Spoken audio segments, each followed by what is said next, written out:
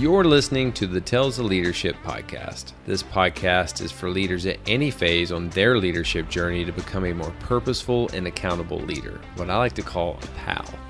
Join me on our journey together towards transformational leadership.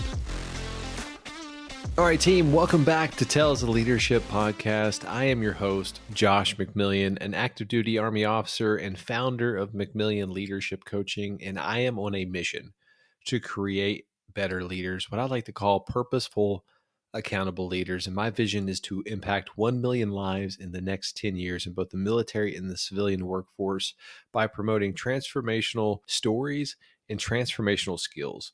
On today's episode, I'm going to be bringing you a transformational leader, Edmund Chien. Edmund is a highly experienced, multidisciplined financial professional with over 20 years of experience. He's a former private equity specialist, licensed stockbroker, and a life insurance advisor for high net worth investors and family offices. He began his career as an infantry-trained airborne medic with the Canadian Army. He was also a full-time Army recruiter and basic training instructor. Today, Edmund is retired from financial services and the military and focuses on pursuing his passion of coaching. Let's go ahead and bring on Edmund. Edmund, welcome to the Tales of Leadership podcast, brother. How are you doing? Good, and thanks for having me. It's a pleasure to be here. Yeah, absolutely, man. I know you've been on some of my friends' podcasts before. I think Erickson and Trevor's probably going to be reaching out soon to get you on his podcast. But I remember when we had just that short conversation, it was probably like 10 to 15 minutes on the phone call when I first had the pleasure to kind of get to know you a little bit better. I was like, hey, Edmund's exactly someone who needs to be on the podcast because you have a really unique perspective.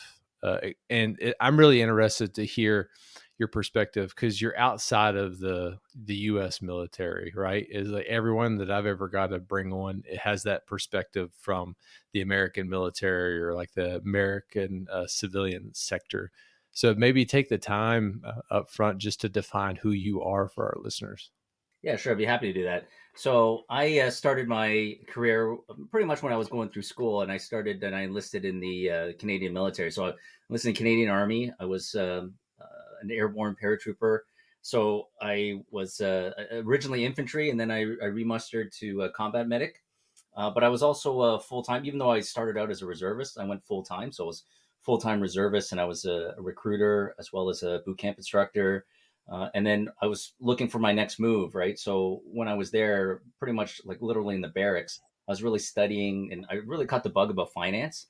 So post-military, I spent 10 years in the military. And then post-military, I ended up going into finance. So I'm originally born and raised in Toronto. And Toronto is the heart of where Canadian finance is.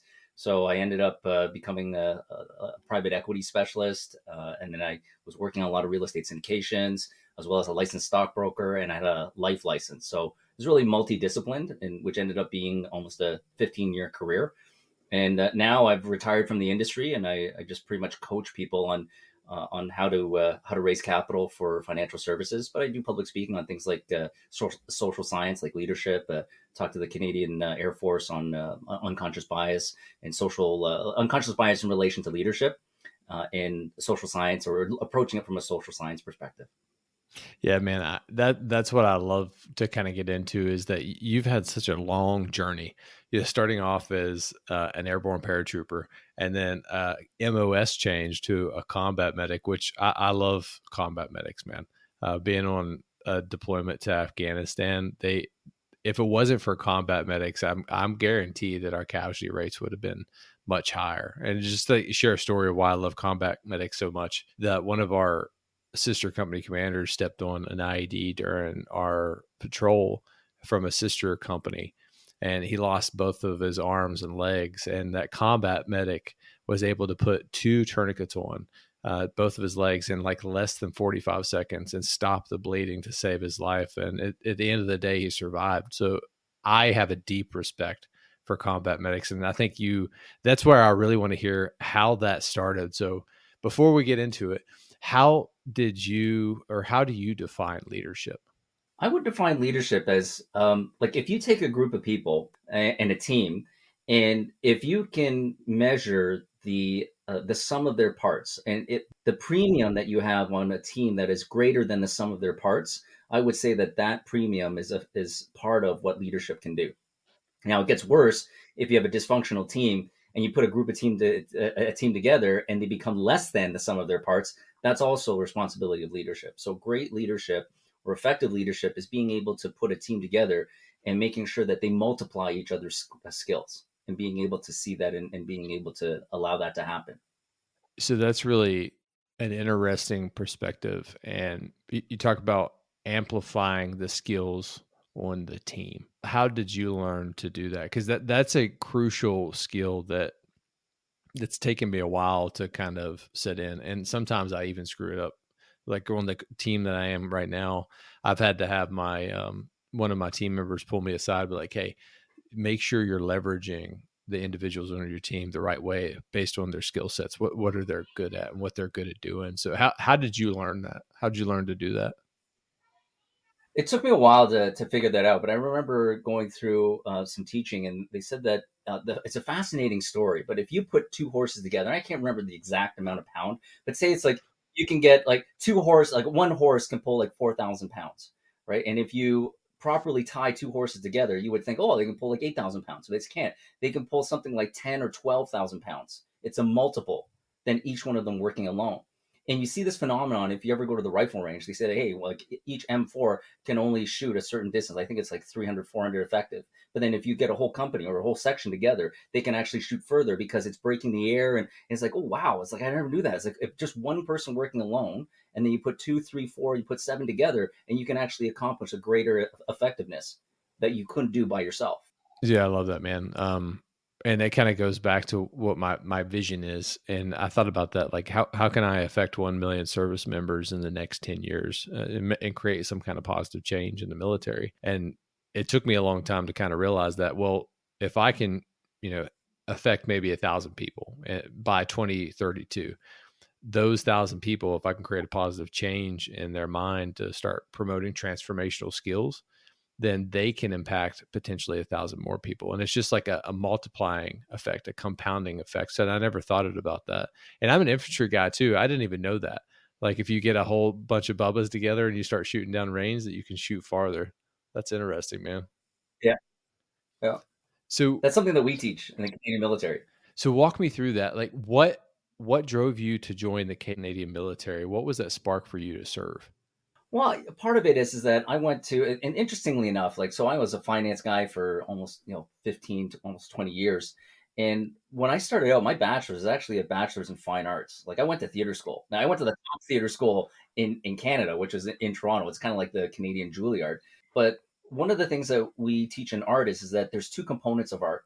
One of them is that you have to have technical skill, like become a great artist and create a great picture. But the other part of it is that you have to have a story to tell. So you can go out there, you can be a great technical artist, but if you don't have any life experience and you don't go out and experience like that, what are you going to put on the canvas? So I figured, you know what, why don't I just go and have an adventure? Like, why don't I just enlist in the military? I had other people that were that enlisted in the military. I still remember very clearly that in high school I was in a debate class, and I remember debating very adamantly about people like people come to North America, and they try to, like, immigrants come to North America and they try to they try to come for a better place, but they don't add and contribute to to society. They don't contribute to North America. And I remember somebody challenging me. He's like, well, what have you done? What has your family done? And it just like took me aback, right? And I remember it's like, holy smokes. He's like, you know what? Later on, like, I don't want, on top of like having life experience, I don't ever want anybody to say that my family or I didn't contribute to the country in some way, right? So it's like, why don't I go there and contribute to the country in some way? And then start training people and start recruiting people and start telling people the importance of national defense and why this is a key component of defending our interests, foreign and like abroad and domestically. So you joined the infantry as a paratrooper, and did you do any deployments or face any challenges at that time that kind of helped you shape transitioning to be a combat medic? Yeah, so I'm going to age myself. So I enlisted in '95. Oh, I'm old too, brother. I enlisted in '95, and well, I still remember. So I'll tell this one story. and I really don't tell it anymore, but I remember talking to an Afghanistan veteran. So the quick answer is I never deployed. And here's what happened. So I talked to an Afghanistan veteran, and I said to him, "It's like, yeah, it's like you did a great job. That was amazing." It's like I still remember when the towers dropped. I was literally in uniform that morning, and the kid looked at me and he's like, "Holy smokes, I was in kindergarten." I'm like, I don't tell that story anymore. Like I'm old. I'm so old, right?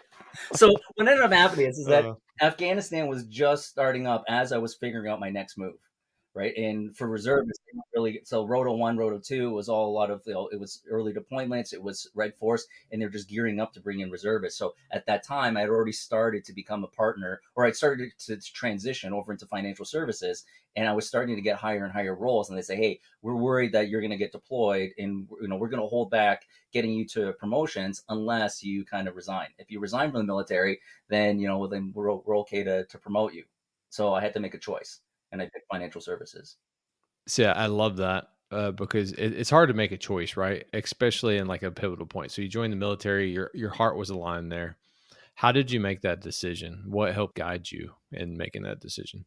Well, I started to get older, and I started to recognize like everything's starting to hurt, and Yeah. it's a young man's game, right? And then I started taking a look at, well, I'm already starting to become more and more successful in financial services, and I think I really need to commit the next sort of like 15 years of my life over here. And I've already given a lot of 10 years. I've trained a lot of people, and I think I've done my part, right? I didn't really feel guilty of not continuing on. I trained enough people, and I've recruited enough people, or I think I paid my dues for a lot of the mentorship and training that I got from the military, and a lot of the character building I gained from the military. So you said two things I think through that, and the first one was, and it's really powerful: education and experience. So a lot of times that I see a lot of my brothers and sisters getting out, they always feel like, hey, what value am I going to bring to a civilian team? Like I don't know what I'm going to bring to a team.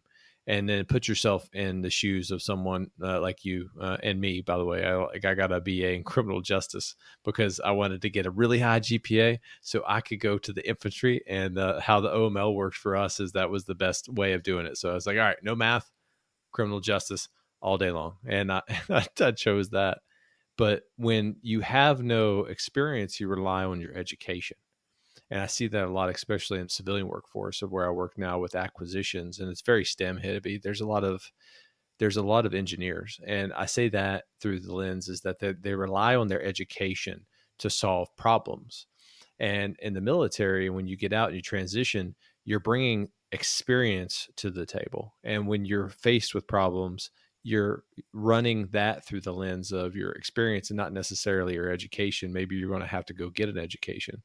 And what I've learned is people who have experience are much more adept to taking risk versus people who just have education are much more risk adverse, and they kind of separate that. So to me, that was a very powerful point of when you were kind of walking through that. And the next one is that you discovered your niche. So being in the Canadian military, you served your purpose, and I can really resonate with that because I was an infantry officer for 9 years. I've had 3 knee surgeries and I dislocated my back. And I'll never forget this, man. I was doing a 12-mile ruck march with my scout platoon, and they were all doing to go get their EIBs. And it was the final expert infantry badge. And it was the final event to award everyone their EIBs. At the end of it, there'd be a big ceremony. And I'm walking and I'm trying to motivate my guys to do it. And my knee locked up on me. And I've had 3 knee surgeries up to that point. And I just sit down off to the side and I'm watching all these young men go by me. And I'm 36 right now, but in infantry, I'm probably 72. It's Yeah. like dog years. You just times it by 2, right? And I'm like, I have to make a decision. Like I have to do something else. I love serving my country. I don't want to get out. What can I do? And then I pivoted because I found what my strengths were. And I went into acquisitions, and I love how you found your strengths and you pivoted into financial services. To kind of talk me through, that transition point. Did you face any challenges when you got out of the military? Oh, absolutely. There's a lot of challenges. What ended up happening is that I started when I went full time. I started generating a regular income, and I said, you know what? I think that I got to learn how to invest, and I think that learning how to do it early has something to do with success. So, in worst case scenario, I would rather learn how to invest too early than too late. So why don't I just start reading? And I went to the library and I just cleared the shelf on investment books. And I happened to come across this book, and at the time it was in the 90s, it was first print. So it was original, and we call it in real estate syndications, we call it the Purple Bible. It's Rich Dad Poor Dad, right? So this is back in the 90s. Oh So I yeah. read it, right? So I ended up reading Rich Dad Poor Dad. And what Robert talks about, he talks about cash flow, using real estate. And he says that real estate is so simple because it's a limited supply, and the demand is only getting bigger because populations are only getting bigger. It's so simple that any idiot can do this. And then I looked in the mirror and I saw an idiot. So I figured, you know what? I think this is a thing, right? So I said, I'm going to drill deep into this, right? Because if he says idiots can do this, this is me, right? So, and that's what I started focusing in on. And I happened to find a firm that had been investing in real estate. It was essentially a real estate club that wanted to become a private equity firm. So it was starting to get bigger and bigger. And lo and behold, the manager, or the person that was in charge of it, the president, was ex-military. It's like, you know what? I think I have a point to go in and knock on the door. And that's a long story short. I ended up starting to work for them, and I eventually became a senior partner there. So walk me through that. How did you become a senior partner there? Because I'm guaranteeing there's a lot of skills that you learned through the military that you were able to adapt into that workforce and rise to the top. 100%. There's a lot of mindset that I installed when I went in there. And what I didn't realize at the time is, after 10 years of military, there's a lot of core ways that we approach problem solving that is very beneficial in business. So one of the concepts that we teach pretty much everything in the Canadian military, and also in British military, is that we have a concept called EDI. So EDIP is essentially what it is. And EDI stands for explain, demonstrate, imitate, and then practice, right? So, for example, when I was teaching recruit courses, if we're teaching M4, for an example, would be a nice classroom, nobody's yelling, and I explain how an M4 works, right? There's all the mechanics, the functions of it, this is how it works, and I'll break it down and everything like that, right? And then I demonstrate how to load, unload. I demonstrate the stoppages, first stoppage, second stoppage, all this type of stuff, right? And how immediate actions, how to clear it. And then after I demonstrate it, now pick up the rifle and you imitate it. And then they go and imitate it. And then we practice back and forth, and lots of drill over and over and over again. So I pretty much, for the last 10 years, I taught and learned everything through EDI. So naturally, when I went into finance, it's a steep learning curve, and how to become a licensed stockbroker, all this type of stuff. And I use the exact same process. First is just explain. So just read all the textbooks myself and just try to get somebody to explain it to me. Explain. And then when I was in the firm, try to find a senior mentor to demonstrate all of this. What is capital raising like? What is investor relations like? Demonstrate. And I shadowed that guy for like a year, a senior advisor. I watched everything he did for a year. And then after the next year, I said, hey, can I give you half of my commissions of everything I close if I bring you into my meetings? And he agreed. So I got him to imitate. So I did the meeting, and then he told me, and he was in the room, and he just broke it down. This is what you did wrong. This is what, and I would pay him by half of my commissions. I did that for another year. And then afterwards, after learning those things, I started to understand how to do it. And then I started to do it on my own. And that's exactly the same process I was taught through the military. Oh, dude, I love that. So our military has the same concept, and you probably heard it, but it's a lot more, I would say, simple. So one of my rules in life is KISS, keep it simple, stupid, right? So crawl, walk, run. Every time we do a training exercise, your method is way more. It makes more sense when you actually say it out loud. Crawl. We're going to teach you what you need to do. You don't even need to think about it. We're going to show you on paper what you need to do. Then we're going to go out and we're going to show you how to actually do that thing, and then run. You have it. The ball's in your court. We're here to coach you. And I thought about that too, in terms of where I'm at now, and my acquisitions career, working with civilians. No one does that for civilians when they come in on the team. They just expect them to get the football and take off and be able to run and produce results for them. But I always run it through the lens of, I call it H-talk. So we hire based on cultural fit, because you can teach people how to do things if they're properly motivated to do it. And then we train them, and then we observe them, And then we coach them along the way by providing feedback to make sure that they're hitting that target, the center mass every time. I love how the Canadian Army kind of walks through that, man. Yeah, it's a great process to teach junior leaders. Like this is this is how everybody, because it's similar, like you said, like in the U.S. military. It's just because that's how the brain works, and that's what started my fascination about social science. It's like, why is it taught this way? Why is this most effective? And then why do people do things the way they do? And it turns into finance. So really advanced sales or capital raising or investor relations, really high sales just turns into psychology. Why do people make the decisions they do, or why do they say no? Right. And interestingly enough, the study of economics, I argue, is not a science. It's a social science. Why do groups of people or the investing public, why would they go this way versus this way? It's all social science. Why does the brain work the way it does? So walk me through that. Like how did you apply, psychology, social science to be successful in the financial industry? Well, part of it started, and I didn't realize at the time, but I just kind of did this instinctively. I remember when I went out, how we train people in the Canadian military is we kind of commingle everybody from all different units, and then we would send our instructors there too, and I would be one of the instructors, and they say, well, you're going there with the Maroon Beret, so you kind of represent us, and the people you train have to be a little bit like, we always want to make sure that you're the highest standard, and that's like what the sergeant major said before he kicked me off. Right, he's like, make sure you're like the best instructor there. I'm like, okay, fine. So I go out there, and then we're going out on a morning run. It's like, how do I get these guys motivated to run further and farther and harder than everybody else? And I tried this, and I said, you know what? Sun Tzu, The Art of War, says that wars are not won on the battlefield. Wars are won in training. They're fought on the battlefield, but they're won in training. So right now, we're actually fighting a war.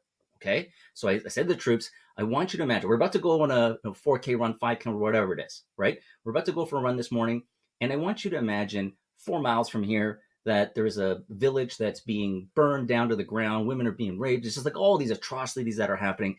And it doesn't stop until you and I get there. Put that in your head. Get ready. Let's go. And these guys would just take off, right? And they just go running, and we're running past everybody else. And all the other instructors like, holy cow, how did he get his group to run so fast, so far? And then we get there and everybody's puking, and because they're running as fast as they can, because it was all in mind to say that this is how we are fighting a war right now. And this is going to happen. It will happen down the road to somebody. And how we prepare today is going to determine how we're going to act on that battlefield tomorrow. So there's a concept. I don't know who came up with it, but it's so funny because it falls into the keep it simple, stupid rule, the 3H rule: head, heart, hand alignment. If you can get people to see the vision and the plan to execute that vision, and then you can create an emotionally charged connection to it, you've won the battle. You have won that person on you have created buy-in from that individual to where they're going to want to give you effort. If they're morally and ethically a good person, I believe that they're going to give you their best and honest effort. And then it goes into hand, and they're actually going to do the work for you, and you enlist them to help you. And that is a beautiful kind of way of motivating people. I have a similar story. I was an observer coach trainer for Fort Polk, Louisiana, and I did like 28 rotations of different company commanders kind of coming through. And it's very, very hard to get people to train as you would fight. So I would always mentor these company commanders, but it started off as young lieutenants, and I would talk to them and try and get them to be motivated. But oftentimes what it took is exactly what you just said, is I had to paint the stories in Afghanistan, some of the situations that we ran into, and tell them that this crucible training event, it's a brigade size, over 7,000 people going through, is designed to push you mentally and physically.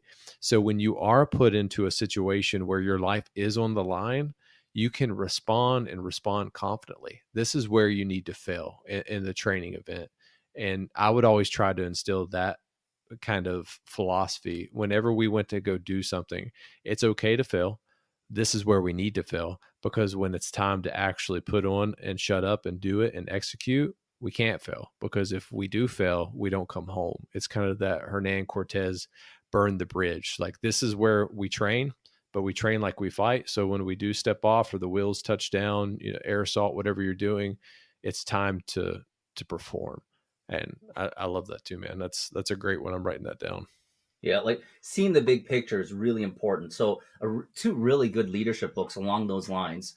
One of them is Simon Sinek's "Start with Why" or "Begin with Why." I always mix that up, right? So that's being able to explain to the people that you're leading, why this is important. But there's another really good book by Angela Duckworth called Grit, and in it she's talking about why do people have grit and some others, and in that story there in that book there's a analogy that she uses that there's three bricklayers, and they're all physically doing the same thing, but mentally they're doing three different things. Remember? And then so she goes to the first person, like, what are you doing? And the first person is saying, like, well, I'm building a wall, right? I'm putting one brick on top of the other, I'm building a wall. The second bricklayer says, I'm building a church. And the third bricklayer says, I'm building the house of God. And she says that the person with a purpose, a greater purpose outside of themselves, that transcends themselves, is building the house of God, so that if this does not happen, if I don't build this, the world does not get access to the divine. That's how important this job is. Physically, they're doing something. So when it starts raining and hailing, the first guy is the person to cut loose, and the second one might be able to stomach it for a little longer, but the third will never stop because they have a responsibility to make society better. And that is the why that Simon Sinek talks about. If you can define the why and the commander's intent, that this is why this is so important, because nobody else is behind us to do this. If we're the only ones, and if we don't, the world does not get to see the divine. That's how important this is. Dude, that's just fire, man. And that is one of the most critical things that I feel that leaders fail nowadays. And it doesn't matter what your profession is. It doesn't matter if you're in the financial industry. It doesn't matter if you're a military officer. It doesn't matter what you are. You have to be able to explain the why. And so oftentimes, it being in training operations or even in military operations, my men would always ask me, why are we doing this? Why are we going on 2 patrols a day? Why are we going on 2 patrols a day? Well, we need to maintain a ground lock, meaning that convoys can get to us. So if they can get to us, we get supplies, right? So that's one of the patrols that we have to do every day, is to make sure that our locks to get to us are open. But the other one, where we were stationed at, we had to make sure that the Taliban couldn't move arms freely, because where we were was critical, because it was right against Pakistan. So that's where the Taliban would flood arms in, and then they would flood it up to the north part of Afghanistan. And they used where we were as a strategic kind of staging point.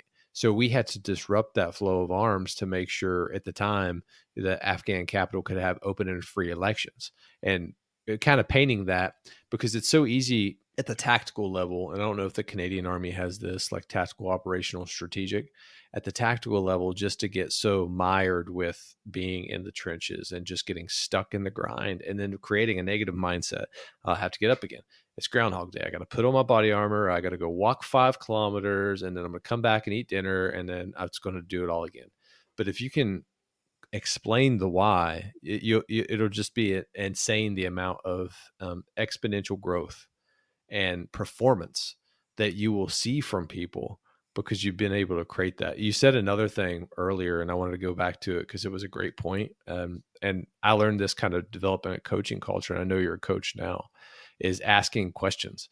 So you found a mentor, and you were unreasonable of going around and just asking questions to people and learning. That is the best way to learn, especially when you go into a new operational environment, is just asking those powerful questions, because it helps you shorten your learning curve. And I wanted to make sure that I went back and I really stated that again, because that's powerful. And I think people who lack education or lack experience, either one, or just starting out in a leadership role, regardless of what it is, have this ego about them of where I can't ask for questions, or I can't ask questions because I'm going to be coming off as that I'm not an authority. And that's one of the biggest things that I've learned. And now I'm all fired up, right? Is that leaders are not subject matter experts. I don't know half of the things that I talk about, because I have to look to my team and I have to ask those questions, like, guys, what does that mean? It's like, hey, what's that acronym again? Oh, okay. Well, what does that acronym mean? And then, like, ask all these silly questions. But what I've learned, when you do that, you humble yourself. You're eating humble pie, and you can help create more authentic connections quicker. And then you had that mentor that helped you. And then another great thing that you did is you found a way to add value to that mentor. So he would continue to add value to you. And that is one of the key things that I think too many people, when they're looking for mentors, are unwilling to do. You have to give to receive.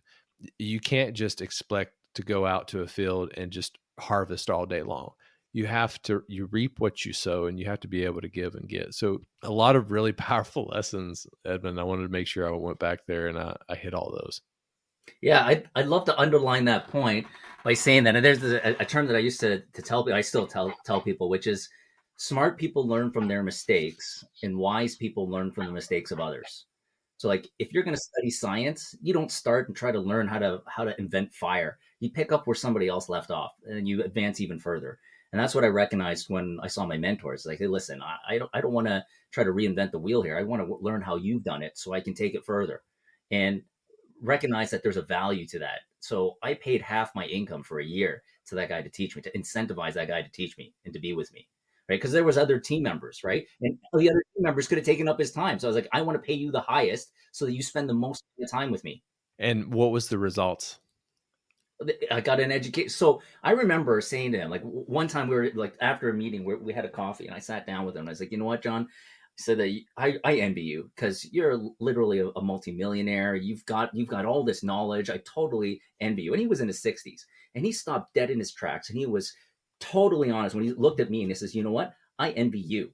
I'm like, what do you envy me for? Like, I'm not a millionaire. It's like, I barely know this stuff. And it's like, because you're in your 20s and you're starting to learn all the finance things of the eyes and the wisdom of a finance person in the age of 60 at 20. By the time you get to my age, you'll learn so much more. You'll have so much more knowledge than I have right now. So I wish I could go back and learn and know what I know now and repeat it all. So I truly envy you because you're going to be a lot wealthier than I am. And he was absolutely right. Team, I want to take a quick break from this episode and personally invite you to join our tribe. Are you looking for a community of leaders? If you are a leader at any level, join our Purposeful Accountable Leaders private Facebook or LinkedIn group. We would love to have you in the team. My mission is to create a community that allows leaders to ask questions, celebrate wins, and share lessons learned. All I ask is that you follow the B rule. Be respectful, be humble, be present, and add value to the community. You can find the link in the show notes to either join the Facebook or LinkedIn group or simply just search Purposeful Accountable Leaders. Back to the podcast. Yeah, man, that's powerful, dude. Being able to find a mentor, but add value to that mentor. It's a give and a take relationship because eventually it'll get to a point of where you're helping each other grow. And I think I've talked about this in another podcast is when you find someone that is significantly higher than you, it's just natural that you will rise to that individual's level. And then when you get to that individual's level, you'll push each other up higher because now you're operating in a much higher state of consciousness. And you have to be able to find people that'll surround yourself and push you. I'm having a guest on Friday. He wrote the book, Be Comfortable, Discomfort, Jason Van Camp. And I'm really intrigued in that type of process. But I read a book, it's called A-Team, and it talks about an S-curve. Whenever you start something, you encounter resistance. But if you continue at that one thing, you hit exponential growth. And it's the same with a mentor. If you find the right mentor, you will get exponential growth. And if for you, you found financial freedom, which to me, and that's where we could probably take it next, is extremely important. It's one of the pillars of my life because with financial freedom, it buys true freedom, freedom of time, freedom of location, freedom of worry. If you ever read the book, and I'm sure you have, The Simple Path to Wealth, you have the FU money, is that you can choose to do what you want with your own time. And that's powerful. And I'm in a veteran mastermind group that are all military, and a lot of them are multimillionaires. And for me, I don't do those things for the money. For me, I chase significance over success. A lot of the coaching that I do is free because my heart is so deeply bound to the mission that I'm on. that I know one day the value that I bring to people will pay dividends. I am planting seeds right now so I can have a harvest, not necessarily for money, but to create better leaders in the future and impact more lives. So walk me through, once you transitioned out of financial services and you started doing the coaching, why did you get out of financial services and go become a coach? I think a big part of it is that after you've been doing it for 15 years, it's the same thing. It's repetitive. Sure, it's like very high functioning and it's very intense. But it's the same thing of when I left the military. I started realizing, you know what, this stress is going to kill me. And I take a look at people that have been doing this for, another 10, 20 years older than me. And a lot of it came down to the pandemic and just sitting down and saying, you know what do I really value? So I did this exercise, like write down where are all my values. And then once you write down all your values, you put beside it, it's like, where do I spend all my time? And a lot of people, there's a disconnect with it. They value their family, they value their marriage, they value their parents, their children, and work is probably at the bottom of where they have their values. And then you put their, okay, where do you spend all your time? Like 90% of your time is spent at work. I'm like, well, why is that? And then one of the things that I used to teach my clients, and then I started applying it to myself. So I was teaching family office, which is incredibly wealthy families. They would say that, oh, we want to get this size of portfolio. And I would come out and say, why? Why do you need that? What is it? Because you're going to have to make sacrifices. There's a reason, okay, I'm going to show you the house of God. So I'm going to show you the bricklayer and the building a church and the house of God. So let's go and explore this. He's like, I want to build this. Okay, why do you want to build that? Why is that so important? And if they didn't have a great answer, it's like you're going to make sacrifices for that. And like you're going to have to stand out in the hail. And he was like, well, we're going to build a wall for the sake of building a wall. Well, what happens when it starts hailing? You're going to cut loose. So you really have to have a strong why of why you need to have that money. So I did the same exercise for myself. It's like, my boss had always telling me, you got to just keep making more money, keep making more money. And I started asking myself, why? And it's like, because I'm going to have to sacrifice my health, my stress, sacrifice time with my kids. Do I really need, and do we really need more? Do I really need to have, 3 911 Porsches in the driveway? I'm like, why? So like I spend no time with my kids, but I have 3 911 Porsches. Like, do I need that? So I said, you know what, I have enough where I can just sit back and we can be happy. We can be comfortable. Why don't I do that? And then on the side, I want to teach other people. And I started to see a big divide in North America between the haves and the have-nots. And people were complaining about that all the time. And I started recognizing, you know what, like, do I want to spend the next 20 years of my life helping incredibly high net worth people become even wealthier because I know how to do that? Or I'm happy with what I have with my own finances. Why don't I go and help the up-and-comers, the people that are brand new, the people that want to get there? So I can do my part to sort of lessen that divide between the haves and the have-nots. Yeah, I'm writing all that down, man. I think that is absolutely critical. Is if you can't answer the why you're doing things, when you're challenged, you're most likely going to not do it. And I think that's one of the most important lessons that I've learned so far in my life is if you don't have that burning desire, which to me is creating passion. You have to have passion. Are you passionate about what you're doing? And do you clearly know why, the purpose?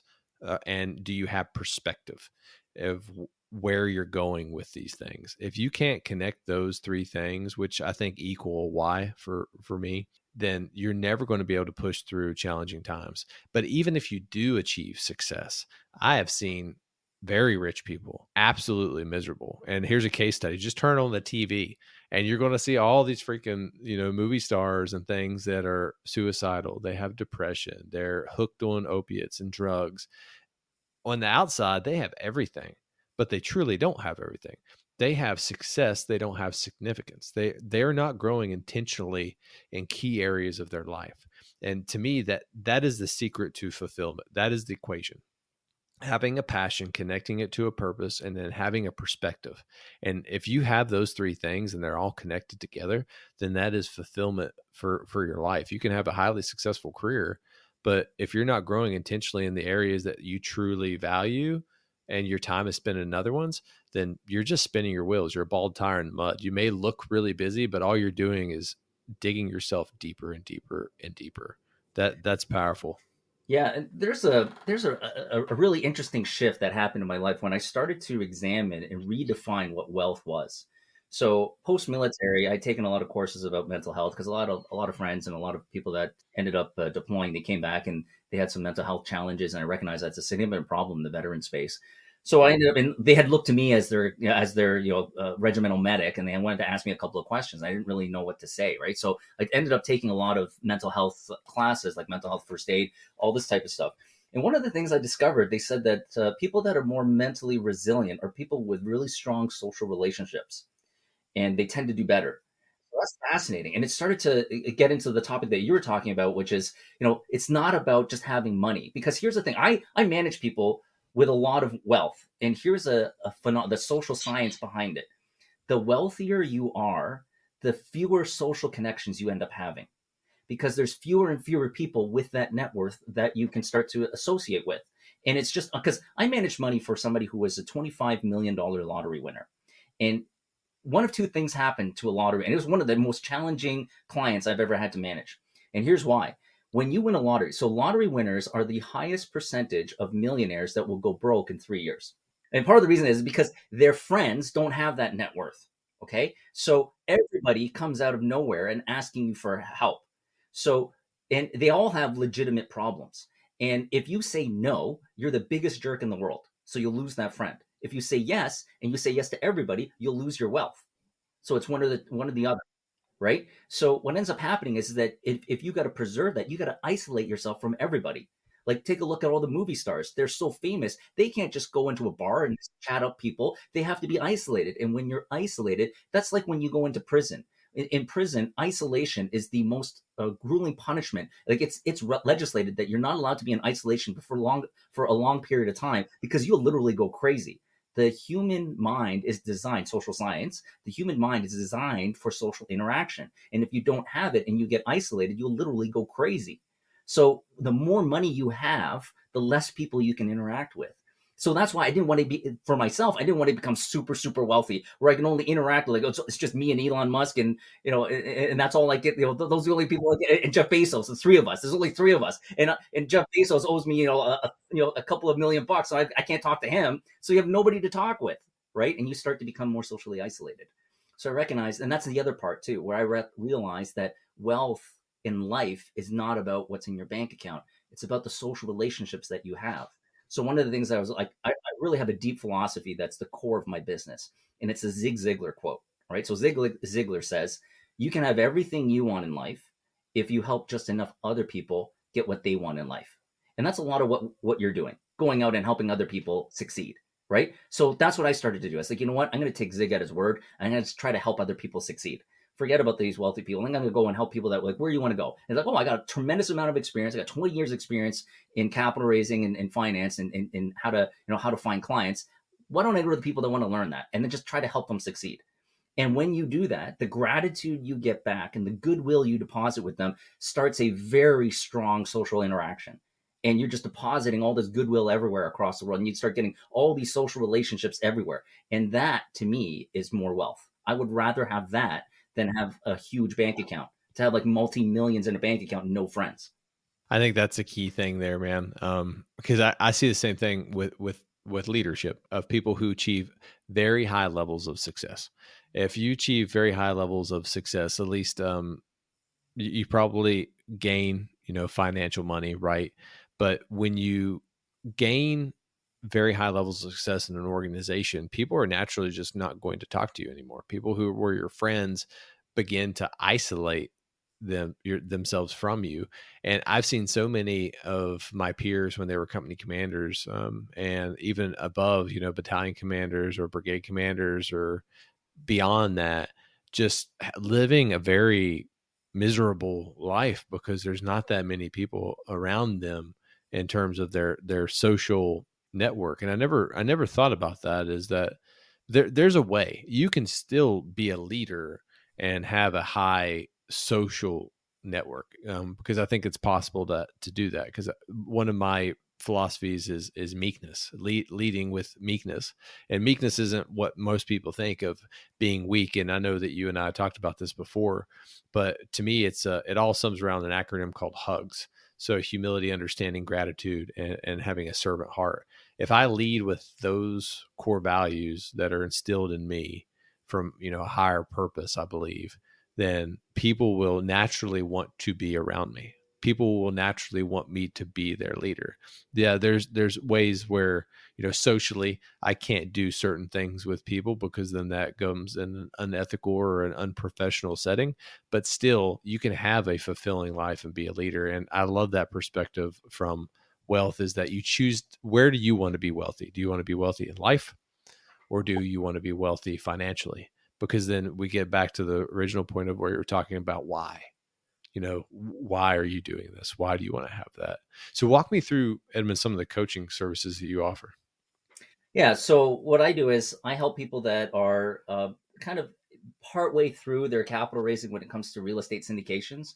So real estate Mm, syndications basically multifamily real estate projects, like 100, like gated communities, 150 apartment units, and they're typically anywhere from 10 million to 20 million dollars in acquisition. What they'll do is they'll gather together a group of partners, they put them into a limited partnership, they go into a syndication, but it's finding those partners. So in the SEC rules, for 506C, they call it, you have to be what's called an accredited investor, which is you have to have $1 million in investable assets or more.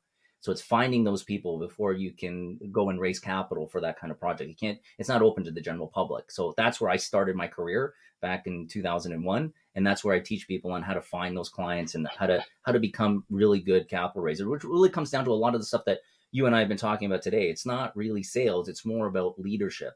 It's more about helping people achieve their objectives, which is, I remember hearing one of your other podcasts, and you're talking about the difference between manipulation, motivation of people, and how do you get people to move, and how do you get people inspired or motivated. And that's the same thing I translated over into my sales career, which after mm, a decade, I realized that, what, I can be very persuasive, and I teach people how to be persuasive. But there's an ethical boundary, and the ethical boundary is this, which is I teach people how to motivate people to reach their personal objectives that they outline. I don't manipulate, which is I don't tell you what you should be doing. And I learned that as a recruiter. So if you saw me as a boot camp instructor or as a basic training instructor, you will see me kick somebody out of bed at 5:30 in the morning to go for a run, right? Nobody wants to do that.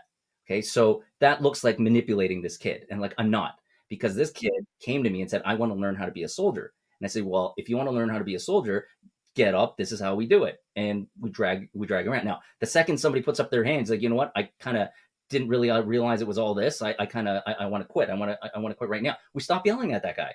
It's like it's over. And I learned that. I remember seeing that. So as I translate the same thing when it comes to sales and capital raising, which is you tell me your objective. I'm not going to tell you what to do with your life, but you tell me what you want to do. You tell me your why. It's like I want to do this. I want my portfolio to do that. So well, based on that, this is what's got to happen.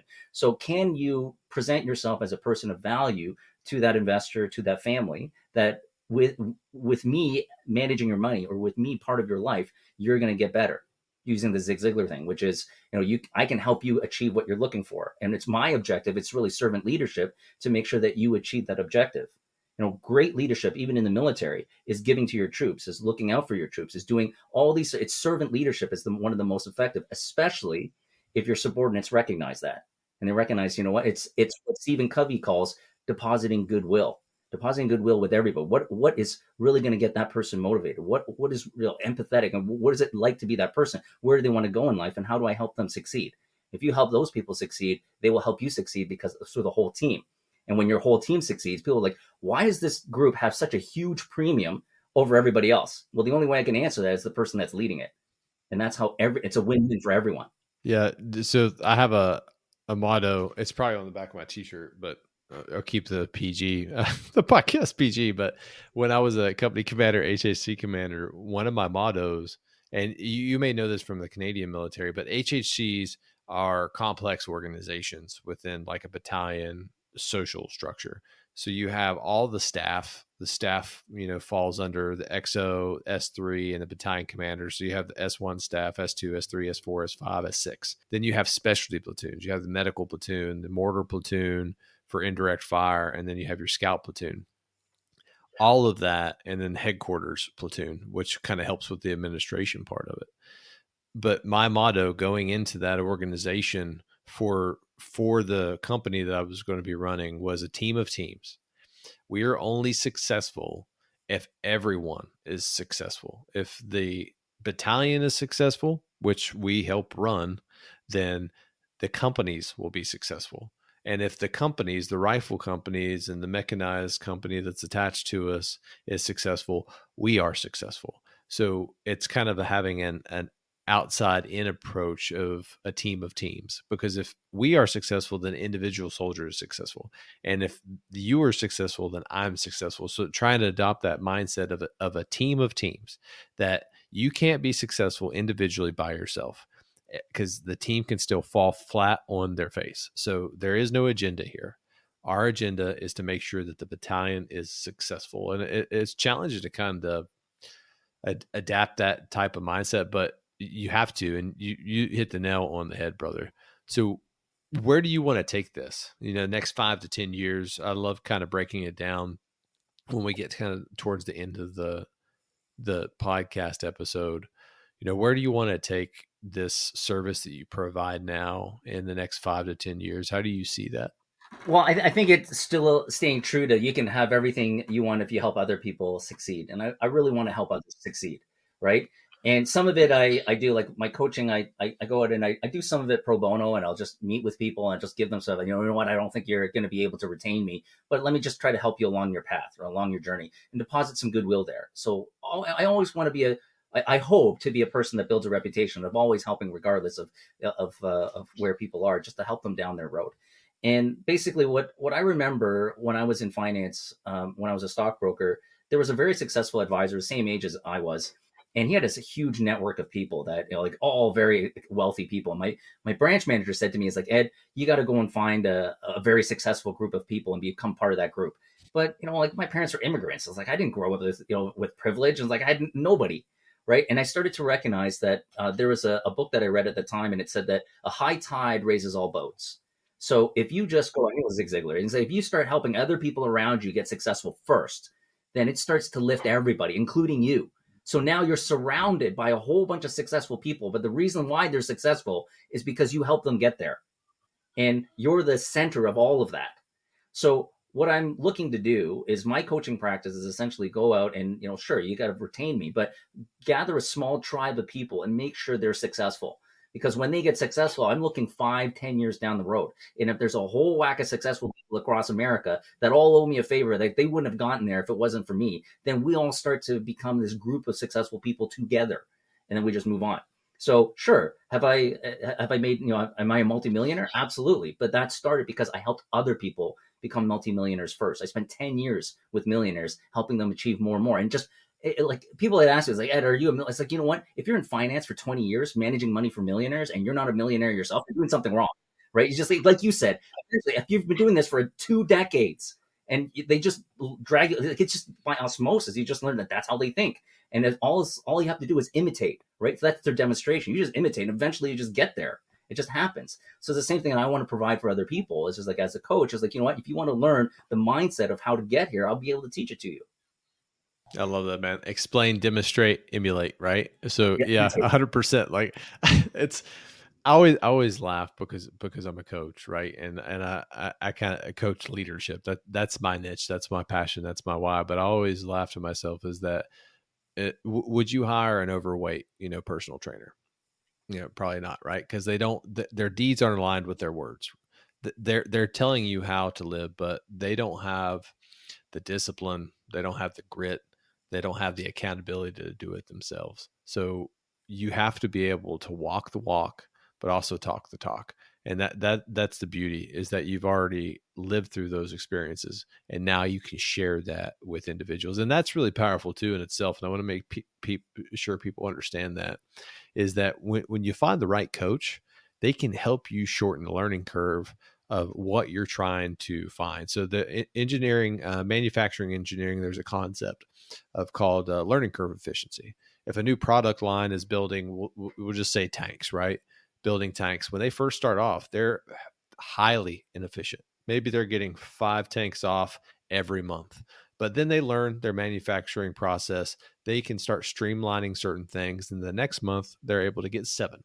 And then it continues to get more efficient, more efficient, and more efficient, and more efficient, until 6 months in, they're able to produce 100 tanks a month, because they have optimized that system so much, because they've learned. Well, if you find a coach, it's the same process. You're shortening that learning curve. You don't have to wait the 20 years to learn all these powerful lessons. You can do exactly what Edmund did when he was 20 and found that mentor who was 60 to shorten that learning curve and see the growth in the areas that you want to be intentional at. So I love how we kind of went full circle with that, brother. Yeah, it's like I'm 48 now, right? So if you can hire somebody with 48 years experience, but started in his 20s learning from a 60-year-old, and then I had that as my foundation, and then I took another 20 years and I added to that, and then now you can hire that to say that, well, wherever you are, you can hire a 60-year-old plus another 20 years on top of that of experience. Yeah. So what rank were you when you first joined the Canadian Army? So I enlisted like from bare bones. So I was private all the way up So to private? Yeah, private up to master corporal. So I believe that is what E4 in the US. Yeah. So yeah, I think E4. So the reason I asked that is the one question I love to, as we kind of get towards the end, to ask is if you could go back and give an advice to a brand new private that just joined the Canadian military from everything that you've learned through your journey up to this point, what would be the one leadership advice that you would want to instill in that individual? This is what was told to me, and this is what I started to tell other privates. Okay, and I believe they still tell it today, which is keep your mouth shut and listen to the senior enlisted, right? Because you have limited time with senior enlisted before they retire or leave, and they have the most experience. So listen and watch and just emulate them. Do what they're doing. And when you start to gain some experience, then you can open your mouth. But that's like E4, E5. Then you can start talking. Until then, keep your mouth shut and observe and do what everyone else is doing. And that's exactly what I did. And I did that exactly that in finance. Just listen to everybody, just look around and then just blend in. One of the things that I'm never going to forget because it's instilled in my brain what the drill sergeant told me. I was Private McMillion, and there I was just acting a fool, probably. I'm assuming I was. Pain or repetition, Private McMillion. You're going to learn. You choose pain or repetition. And I'm pretty sure I chose pain in that moment, but I love that because it's just raw. I could see you putting your drill sergeant hat back on and giving that advice, but it's powerful. Sometimes you just need to be quiet. And I kind of go through an acronym STOP. So in the military and the army, we have this concept called SEALs HALT. So stop, look, listen, and smell. But it's for a tactical mission. So you want to have a good surrounding. Well, I kind of adopt the mindset of stop. So silence your mind, take a tactical pause, observe, and then pursue with purpose. And you need to be quiet. Often some of the best leaders that I've ever met were quiet until they had to speak. And when they did speak, they commanded a response from people in the room. And I've always wanted to be that way. I didn't want to be the one always talking. I wanted to be the one listening. But when I did speak, people listened. One of the final questions before we get to our final show segment, and I'd love to see how this has matured over the years for you. How has your leadership philosophy changed over the years? Oh, that's a great question. I'd love to finish off with this one. When I left the military and transitioned from the military, now keep in mind I was in an airborne company, and everybody is like an alpha Mm. hard charger. So leadership in that area, you have to be a real hard charger. And then when I went into finance, I just implemented the same thing. And I had this concept. What we were talking about is the difference between strong leadership and leadership. And I was like, yeah, I'm a strong leader. I'm airborne. And let me show you how strong I am. And I would come into the boardroom like a hammer. And the room is filled with a bunch of introverts, analysts, and I would just steal all the oxygen in the room. And I had to have people pull me aside and say, dude, you gotta modulate yourself, man. You gotta just like toning it down.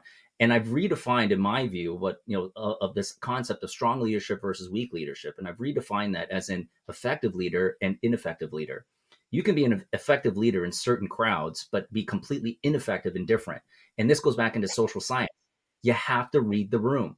You have to know, you have to have emotional intelligence to recognize, you know what? Everybody in here is an accountant. Everybody here is an introvert.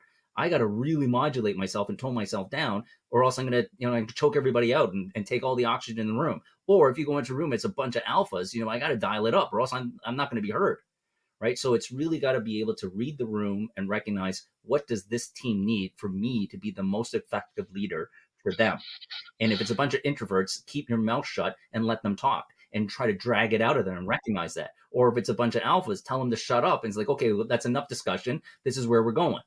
I love how you said you came in there like a hammer, and I thought about the metaphor is that there was a bunch of nails in there and you just started whacking. Yeah. But that room that you walked into was not the right room to do that in. That great way to end. It's time for our final show segment that I like to call the Killer Bees. These are the same 4 questions that I ask every guest on the Tales of Leadership podcast. Be brief, be brilliant, be present, and be gone. Question 1. So what do you believe separates a good leader from an extraordinary leader? Having emotional intelligence and being able to read the team. I love it.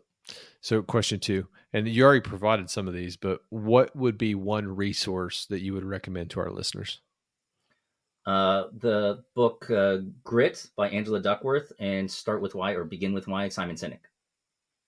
Yeah, I need to read both of those. If you could go back in time and give your younger self a piece of advice, what would it be and why?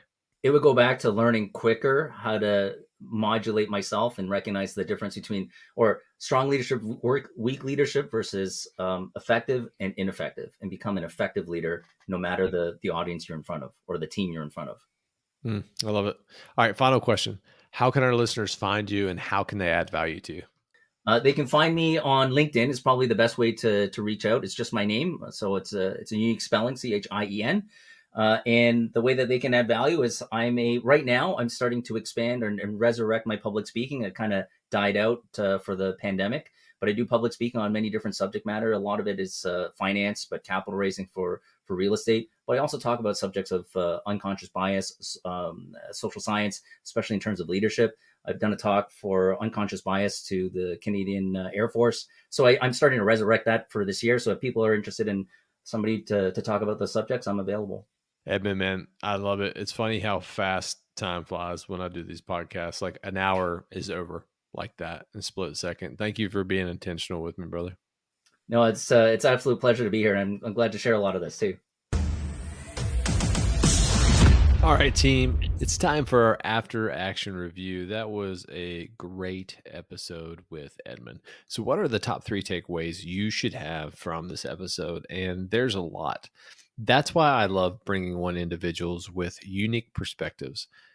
And that's the beauty about leadership. Leadership knows no bounds. It knows no professions. It knows no borders. You can be in financial services. You can be an Army officer. You can be a CEO. You can be a franchise owner, or you can just be someone who is in college and you're still a leader. Because remember, the first phase of leadership is self-leadership. And that's one of the biggest things that I want to instill in everyone who listens to this episode is that you are a leader. It doesn't matter what you're doing.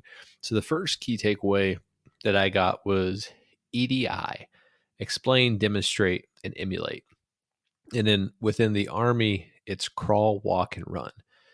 As a leader, you cannot ask someone to do something unless you've clearly explained what they need to do, demonstrate what that is, and then allow them to emulate it. And then for us, it's crawl, walk, and run. I can explain to you the science behind firing an M4, and then I can demonstrate by firing that M4 and teaching you how to zero your weapon.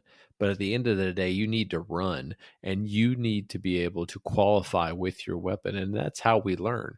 It's a classroom setting, which is explaining things. That's the education behind leadership. And then walking.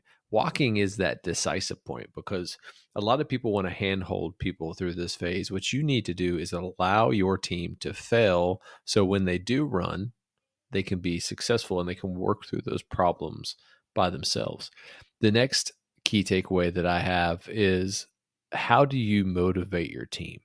And Edmund talks about the concept of motivating them by connecting a deep emotional response. And he talked about when he was in the Canadian military, telling his soldiers what was on the other side of that train feature in that village waiting on us that was happening right now of why we need to get there. To me, it's the same concept of kind of training as you fight.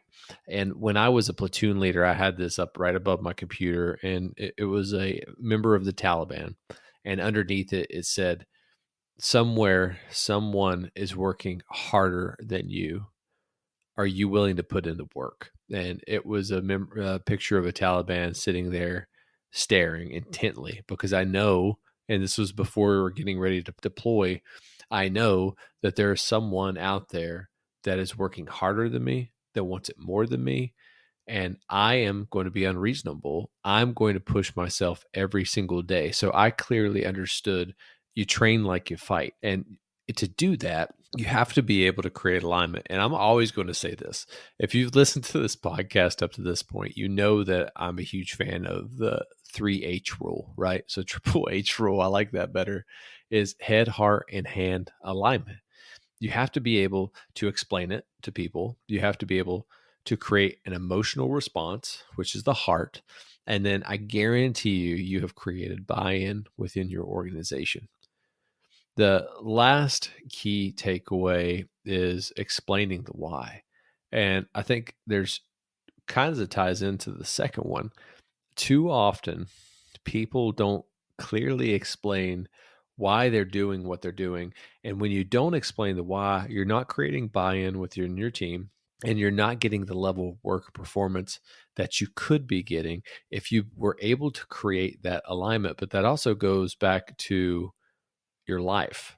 Why are you doing the things that you're doing? Are you chasing goals, or are you chasing growth? Are you chasing success, or are you chasing significance? It all comes back to the question why. And he talked about the book by Simon Sinek, Start With Why. And that's a book that I want to read, but it's true.